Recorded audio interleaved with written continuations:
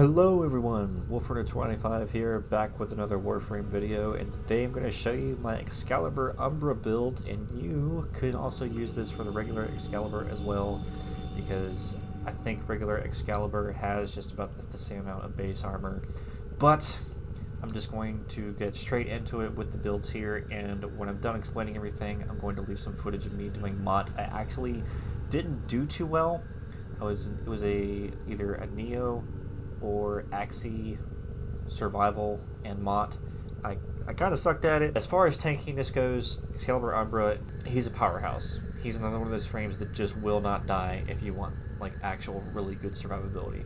So without further ado, here's my mod setup for Excalibur Umbra. Of course, you have the Umbra mods already equipped to him. I have every single one of them maxed out. Still charge for the purpose of, because your Exalted Blade is going to be considered a melee weapon. Prime Sure-Footed because that's going to make it to where you're going to be immune to knockdown. Chromatic Blade, I run with cold. It's either cold or corrosive on it. Yeah, I run cold for my missive. You can always experiment around with that because, like I said, and I always say this in all of my build videos, I don't claim this to be the absolute best build because there's tons of other Warframe streamers out there, tons of other Warframe YouTubers out there that have just absolutely insane builds. But this is what I run for Excalibur Umbra because that's personally what I use them for, is for solo runs. I like to do solo survivals for like 2 to 3 hours if possible. But in the mod, because enemies deal a lot of damage to you, I ended up dying. You'll see that footage in just a little bit. So anyway, I was saying the Chromatic Blade, Hunter Adrenaline for when you take damage, you'll gain energy for it. Prime Flow because you want the energy. Adaptation, you absolutely need this mod. I cannot stress this enough to everybody that watches videos for Warframe. Adaptation is one of the best mods in the game. Get it. Trust me, it helps with survivability so freaking much. That and Arcane Guardian. Because this turns you into a tank, this turns you into a tank. Like once you get this two combination, you're probably not going to start dying until after about a 40-minute mark. If you're somebody who's been struggling, you can get Adaptation off the market for I think 30 platinum unranked, 25 platinum unranked right now. And Blind Rage because you're not going to need the efficiency if you're taking damage all the time with Hunter Adrenaline. It's getting your energy back consistently, so the efficiency won't be an issue because you'll have the Prime Flow on. Your energy will be at 600. So that is the setup for him. One quick thing to mention is Arcane Ultimatum. It's actually kind of a hard arcane to get because the drop chance for it is actually kind of low. But on Finisher, 100% chance for 600 armor for 20 seconds. So not only do you have 877 armor with the Armable Fiber, that's 600, that's 600, that's 1200 armor plus the 877. That's over 2k armor with Excalibur Umbra. So you're basically another huge tank powerhouse. Now in the video, I can't all completely remember which weapons I was using, but I definitely know for a fact I was using my Zaw.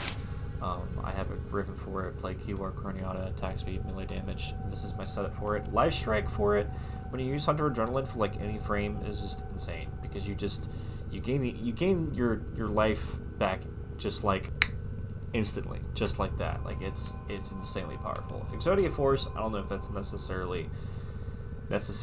What in God's holy name are you blathering about? But this is my setup for my Zaw. It's a Plague Keywar, so Zeneric, of course, to gain more energy because if your efficiency is going to be low, this is going to help out a lot with Energy Pulse and Energizing Dash. And for Exalted Umbra Blade, of course, I was running cold on it, so that way I could also run Corrosive because in that run I was in Mott, I knew I was going to be facing armored enemies, and I wanted to run the Corrosive. And I honestly have to say that it does really, really well. And I also have Life Strike on it because of channeling, because you're taking that damage and then you're spending it with channeling for a Life Strike. It works with itself back and forth, and it's extremely good. So I put Killing Blow for channeling damage and Reflex Will for channeling efficiency. So my channeling cost is 9, and it's extremely good. Like I can't explain to you. I've never had so much fun with a frame because it requires just a consistent monitoring of your abilities. I mean, You need to keep focus on your energy when using Exalted Blade, and if you're in a tight spot, you can use Radio Howl, depending if there's not a nullifier nearby. If you're keeping track of the guard, if the Ultimatum is still procced. It's a lot of management for him, and I kind of like a good challenge. If you're somebody who likes a good challenge too, definitely check out Excalibur Umbra. As you can see, I had 3 4-mana into him. How many 4 mana did I have into my Exalted Blade? 4. Yeah, because he starts off with these 2 right off the bat. Of course, you don't have to have Prime Fever Strike. It's just something that's preferred. I think I added, which polarity is it? Okay, so I added that one. Okay, yeah, because that gives you 4k corrosive damage, which is insane. Like it's sick. Like I love Excalibur Umbra. It feels like it's a nice change up because I was trying to experiment with other frames like Garuda, Gara, because Gara can be a tank too, surprisingly enough. But here's my Kavat. This will be the last thing I show you, and then you'll see the footage of me getting killed a few times in the Lot Survival. But anyway, Prime Pack Leader, Prime Animal Instinct. It doesn't necessarily matter if you have the Prime version or not. It's just something that's preferred. Link Armor, Link Health. That's going to help out a lot. Fetch is going to help out a lot because you're going to be like picking up those energy orbs. All this other stuff is just kind of experimental. You don't necessarily have to copy and paste this because, again, I can't stress this enough. Just don't like immediately copy and paste my builds because, like I said, I don't think this is possibly the absolute best build. I probably didn't play that well either.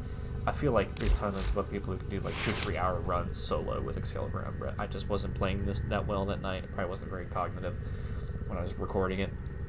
But yeah, this is my build for him. So I'm going to leave you guys with the recording of me getting to about the 50-minute mark, and then I was ditching out of Lot Survival.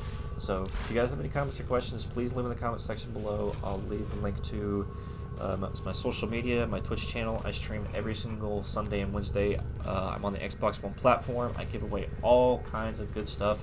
Prime mods, Prime sets, arcanes, even full arcane sets, servo fish if you're having trouble gaining standing on the Orb Valis, or trouble with gaining standing on Cetus.